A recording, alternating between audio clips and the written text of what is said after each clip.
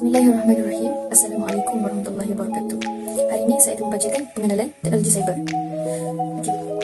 Teknologi cyber merupakan suatu kaedah intelektual yang membolehkan manusia merontasi jaringan maya tanpa batasan.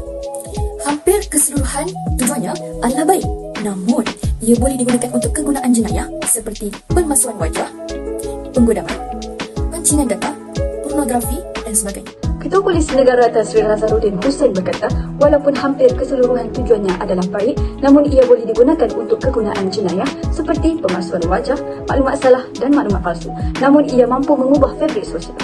Petikan ini dipetik oleh Ketua Polis Negara Tan Sri Nazarudin Hussein pada tahun 2023. Akhir sekali, sebagai pengguna teknologi internet, kita semua perlu meningkatkan kesedaran dalam melindungi maklumat seperti maklumat sensitif dan peribadi daripada digodam oleh penjenayah cyber, serta kita perlu mengemaskini semua aplikasi dan menukar kata laluan secara berkala. Petikan ini dipetik oleh Datuk Dr. Pamilayong pada tahun 2022. Terdapat dua persoalan yang berkaitan dengan teknologi cyber yang dapat saya kemukakan. Antaranya yang pertama ialah, adakah dengan menggunakan teknologi cyber ini dapat membantu pelajar IPT untuk mendapatkan maklumat yang diperlukan? Yang kedua, adakah dengan teknologi cyber ini dapat memberi kesan baik terhadap pelajar IPT? Terdapat dua objektif yang disampaikan dalam tajuk teknologi cyber ini.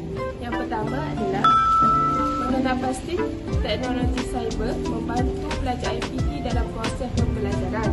Yang kedua, sejauh mana teknologi cyber memberi kesan kepada pelajar IPT.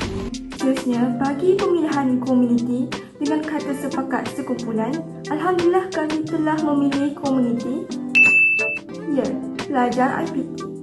Hal ini adalah kerana pelajar IPT lebih terdedah kepada teknologi cyber dan juga Alhamdulillah dengan pemilihan pelajar IPT ini dapat memudahkan kami untuk menghasilkan dan juga mengkaji tentang teknologi cyber ini. Kaedah pengumpulan data. Kumpulan kami menggunakan kaedah soal selidik melalui Google Forms untuk mengumpul responden. Kajian mendapati bahawa responden yang berumur lingkungan 18 hingga 20 tahun seramai 21 orang, manakala responden yang berumur lingkungan 21 tahun hingga 30 tahun seramai 8 orang, dan bagi yang berumur 31 hingga 40 tahun pula hanyalah seorang. Jangkauan para responden bagi lelaki 14 orang, bagi perempuan pula 16 orang. Akhir sekali, tahap pendidikan para responden yang memiliki diploma atau asasi seramai 24 orang, dan yang memiliki degree 4 orang dan PhD 2 orang. Perbincangan isu dan patriotisme. Yang pertama, teknologi cyber menjadi salah satu wadah untuk menyuntik semangat cinta akan negara kepada rakyat. Hal ini turut dinyatakan oleh Menteri Komunikasi dan Digital Malaysia. Beliau berkata, untuk menyatakan rasa cinta terhadap negara dan berharap semangat patriotik menjadi ikutan ramai anak muda lain yang menggunakan aplikasi atau platform media sosial daripada Fahmi Fazil tahun 2023. Yang kedua, teknologi memainkan peranan yang penting dan menjadi pemakin dalam menyuntik semangat patriotisme, dan ia sememangnya memainkan peranan yang penting untuk memastikan rakyat Malaysia, terutama golongan belia, agar tidak melupakan nikmatnya hidup dalam sebuah negara yang bermaruah dan berdaulat ini. Fungsi teknologi dalam menyuntik kembali semangat patriotisme dalam kalangan masyarakat harus ditingkat dan dikembangkan. Daripada Aida Mustafa tahun 2016. Yang ketiga, tahap patriotisme belia di negara ini perlu dipertingkatkan dengan penggunaan media baharu. Media-media baharu yang berasaskan internet amat membantu dapat menyebarluaskan pelbagai jenis maklumat yang ingin disalurkan.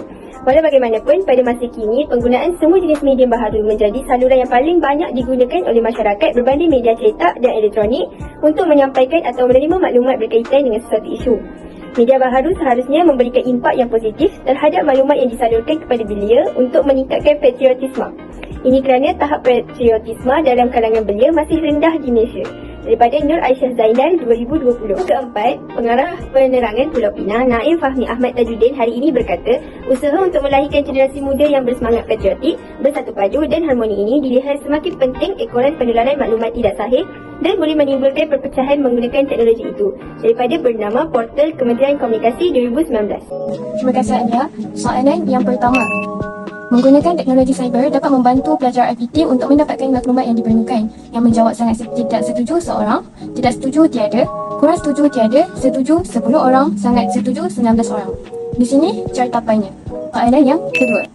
Pelajar IPT memperoleh maklumat dengan pantas melalui teknologi cyber. Yang menjawab sangat tidak setuju seorang, tidak setuju tiada, kurang setuju tiada, setuju 12 orang, sangat setuju 17 orang. Ini cara tapainya. Soalan ketiga.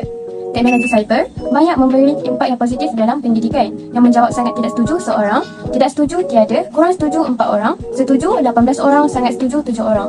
Ini cara tapainya. Soalan yang keempat, menggunakan teknologi cyber boleh mengeratkan hubungan antara kaum. Yang menjawab sangat tidak setuju 2 orang, tidak setuju 3 orang, kurang setuju 4 orang, setuju 12 orang dan sangat setuju 9 orang. Ini cara tapainya. Seterusnya soalan yang kelima. Patriotisme dapat dipupuk dalam kalangan pelajar IPT melalui teknologi cyber.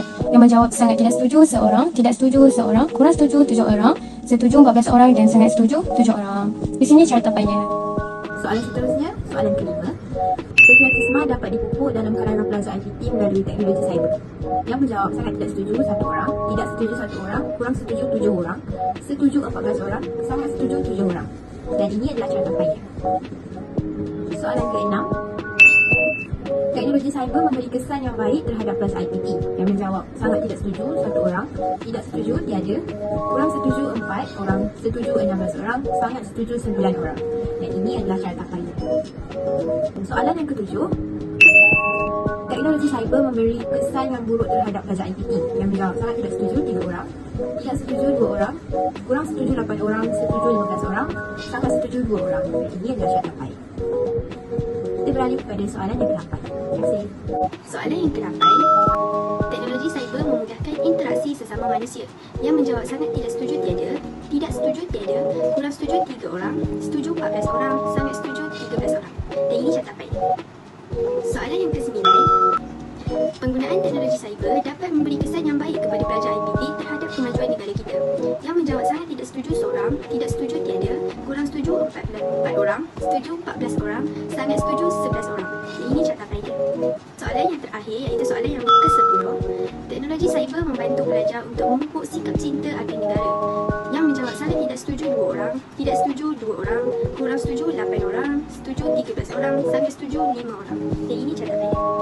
Solusi atau refleksi. Yang pertama, pembangunan teknologi maklumat dan komunikasi dapat mengeratkan hubungan antara masyarakat dan dalam memastikan keberkesanan dakwah. Pendakwah cyber perlu menjaga etika dan akhlak yang sepatutnya dalam menjalankan keindahan Islam oleh Khairul Azhar Makan 2013. Yang kedua, teknologi maklumat dan komunikasi mampu menjadikan masyarakat negara ini sebagai sebuah masyarakat yang sentiasa peka dengan pergerakan dan perkembangan dunia. Sehingga patriotisme perlu ditingkatkan pada era teknologi moden, juga memerlukan keazaman yang tinggi daripada pemimpin serta segenap lapisan masyarakat agar dapat mempertahankan asas pembinaan dan kedaulatan negara melalui penggunaan teknologi moden oleh Aida Mustafa 2016. Yang ketiga, teknologi cyber membantu pelajar diploma dakwah menyampaikan dakwah melalui media sosial dan meluaskan penyampaian dakwah kepada serata dunia dengan pantas. Berdasarkan kajian mengenai teknologi cyber ini, kami dapat mengakses maklumat dengan sepantas kilat dan memudahkan urusan kami bagi menyebarkan dakwah melalui platform yang canggih. Dengan teknologi ini juga dapat membantu pelajar dakwah dalam mencari pekerjaan atau membuka banyak peluang pekerjaan, antaranya ialah menjadi penceramah atas talian. Yang keempat, berdasarkan kajian mengenai teknologi cyber ini, kami dapat meningkatkan pengetahuan mengenai kemahiran dan kesedaran rakyat dalam menggunakan peralatan teknologi bagi mengendalikan sebarang aktiviti secara dalam talian serta dapat mengenali elemen etiket.